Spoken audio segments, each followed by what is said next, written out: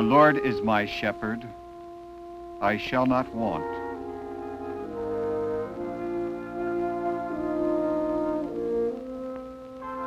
He maketh me to lie down in green pastures.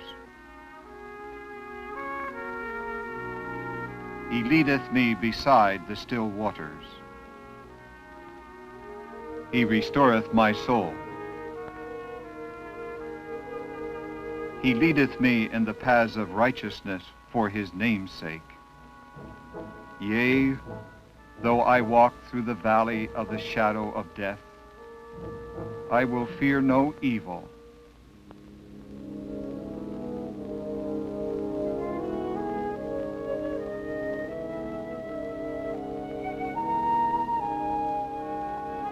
For thou art with me. Thy rod and thy staff, they comfort me.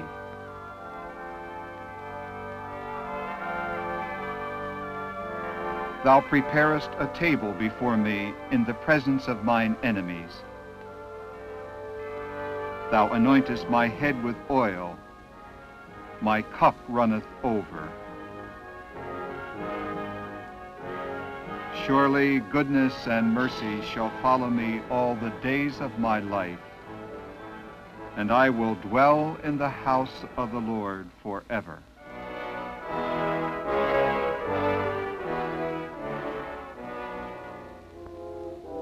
For all its complexities, the war in Vietnam is like all wars. It's a lonely business for the individual fighting man. He eats and sleeps and fights with his unit among friends. But realistically, he's exposed to the extreme emotional tensions of war as an individual, as one man. Quite often, he must face his ultimate trials alone, searching for answers within the citadel of his own soul. To help him, and to sustain him and his religious faith, other men have come to Vietnam.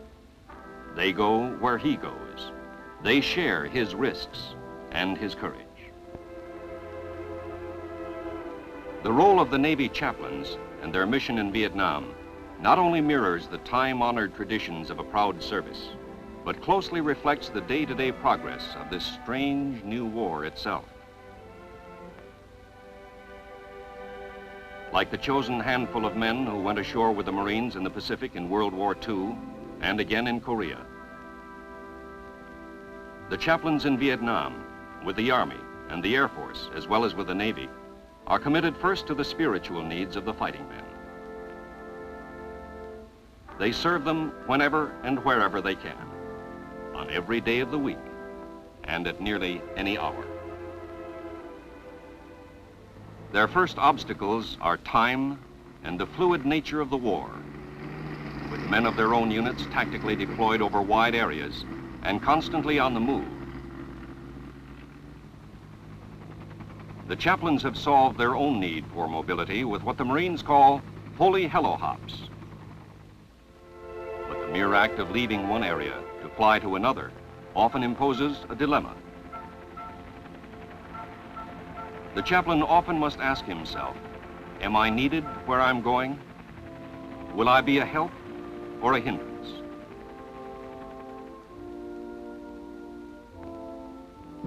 How are things out at the fort, Sid?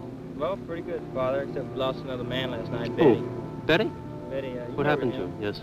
What happened to him? Well, we was on a night ambush, and this got in, grenaded his, called a shrapnel in the stomach. How is he now? They held medevac him that night. He's at First Med somewhere. We haven't seen him since. Oh? I'm going out there. Perhaps what amazes the chaplains most of all about this war is the high morale of the men. He seldom finds a Marine who is conversant about religious doctrine or dogma. What he often does find in these men is a simple faith, a devotion to duty, and a rare obedience to the call of conscience. Writing a letter home, huh? Yes, sir. I understand that your mother just got out of the hospital a few days ago. Is that right? Yes, sir. I just got a letter from her. To the Marine, the chaplain is a reminder of home, a reminder of the force of religion in daily thought and life that transcends distance and time. Where is it that you live? Where's your home? Jamestown, Pennsylvania, sir. Part of his ministry in Vietnam is merely to see and be seen, so the chaplain keeps moving.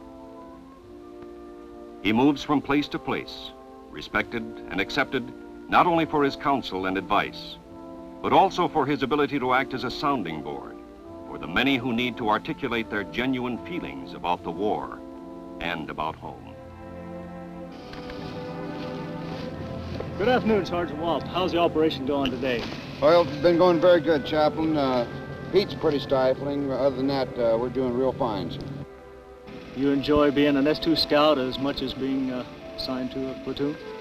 Well, it gives you a chance for a little bit more individual incentive and feel a little bit freer. You mentioned not too long ago that your parents were worried about you out here. They still worry?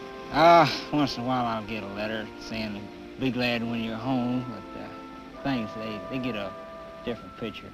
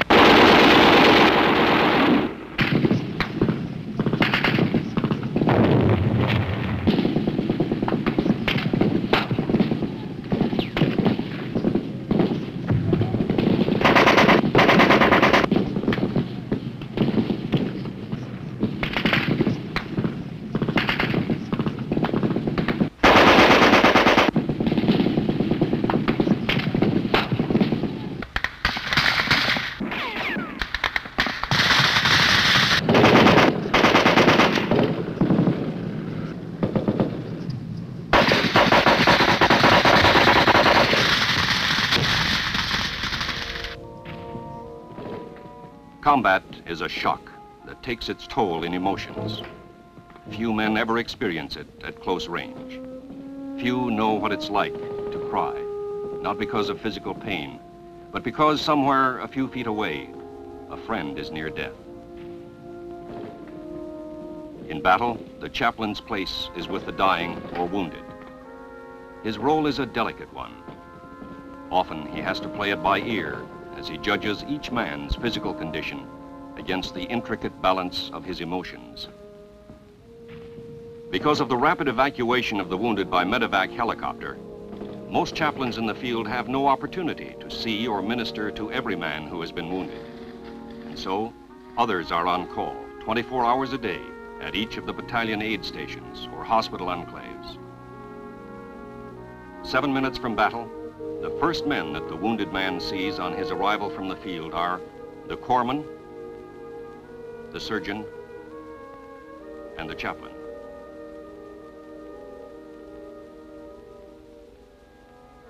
Although the work of the surgical and medical teams is of paramount importance, the hospital areas are zones of priority for the chaplain. Good afternoon. I'm Chaplain Ondo, and what's your name? Afternoon, Chaplain. Malcolm Hyler, sir. Private Hyler, what city and state are you from? Here, whenever they can, the chaplains bring spiritual aid and comfort to the wounded or sick.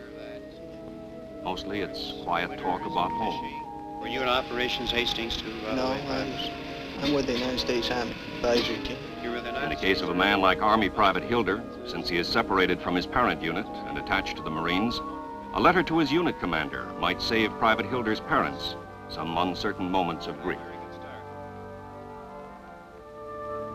It has become an axiom in Vietnam that no eventual victory will be possible unless the Vietnamese people are won over through civic action. This is a hard theory to pass along to the individual Marine, who is constantly faced with a kill or be killed situation.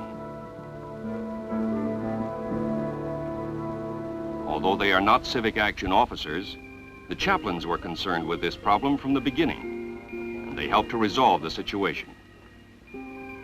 Since November of 1965, all private institutions of human welfare have become the specific responsibility for chaplain action. They've moved in with goods and medical supplies, and at the same time they've retained one overall philosophy. All Americans in Vietnam should accept the Vietnamese people as they are and build from there. It's self-defeating to be willing to do everything for them, except to understand them as persons. In the areas where the Marines operate, the vast majority of schools and orphanages are run by the Buddhists, men whose thought oftentimes seems incoherent to the orderly American mind. Slowly but surely, a sensitive barrier is being chipped away by the chaplains. Our direct aid to these people is now becoming an accepted fact. Under combat conditions, prayers and religious services take on a new and deeper significance for the fighting men in Vietnam. So much so that many permanent chapels have been built for worship, not because of a requirement laid on by the chaplains, but because of the requests of the Marines themselves. Christmas and Easter are special times, calling for a special kind of courage and devotion on the part of men who are far away from home, and for the chaplains who petition God for his protection, support, and guidance. Moments such as these are among the greatest rewards of his ministry. To others, the life of the chaplain in Vietnam might seem either glamorous or prosaic. He moves with the men, sleeping and eating beside them, breathing the same dust. But to those who know him, he's a realist. He knows that many men who will die tomorrow do not automatically get religion today. He knows that he may not be like St. Paul. He may not be all things to all men, but he tries. And quite often his efforts, gallantry, and valor are recognized and duly noted in the records of military history. He is a man who serves God in the service of men. Each day, his own life is marked by the experience of war. Like all men in Vietnam, he searches for daily faith and courage within the recesses of his own life. But he knows full well that being a tower of strength or an example of unfaltering faith is not his only mission. To the men in Vietnam, the chaplain is a symbol of the spiritual values for which their country is fighting, a symbol of spiritual values for which many have already given their lives.